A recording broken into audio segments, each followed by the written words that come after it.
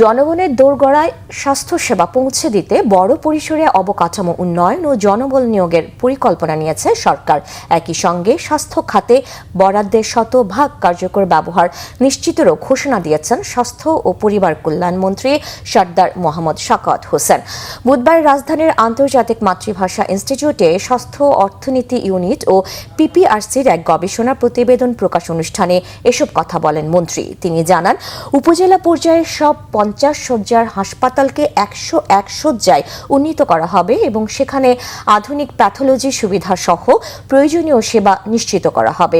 প্রতিটি মেডিকেল কলেজে 50 শয্যার এবং প্রতিটি জেলা হাসপাতালে 10 শয্যার কিডনি ডায়ালাইসিস ইউনিট স্থাপন করা হবে। এছাড়াও সারা দেশে 1 লাখ স্বাস্থ্যকর্মী নিয়োগের পাশাপাশি আগামী 3 মাসের মধ্যে উপজেলা ও গ্রাম পর্যায়ে স্বাস্থ্যকর্মীরা বাড়ি বাড়ি গিয়ে ডায়াবেটিস সহ বিভিন্ন জটিল রোগ শনাক্তের কার্যক্রম শুরু করবেন বলেও জানান স্বাস্থ্যমন্ত্রী। এ সময় স্বাস্থ্য খাতে অতীতের অনিয়মের সমালোচনা করে প্রয়োজনীয় বাজেট শতভাগ ব্যয় নিশ্চিত এবং হাসপাতাল কেন্দ্রিক দালাল চক্র ও দুর্নীতির বিরুদ্ধে কঠোর ব্যবস্থা নেওয়ার হুঁশিয়ারি দেন মন্ত্রী। শুধু বিল্ডিং করব না, আমরা সেখানে সংযোজন করতে যাচ্ছি কিছু নতুন জিনিস। আমরা প্যাথোলজি করতেছি, মডার্ন প্যাথোলজি। আমরা দুইটা ফিজিওথেরাপি সেন্টার করতেছি, one for the ladies, one for the gents, এবং দুইজনই এক্সপার্ট থাকবে, একজন লেডি একজন জেন্টস।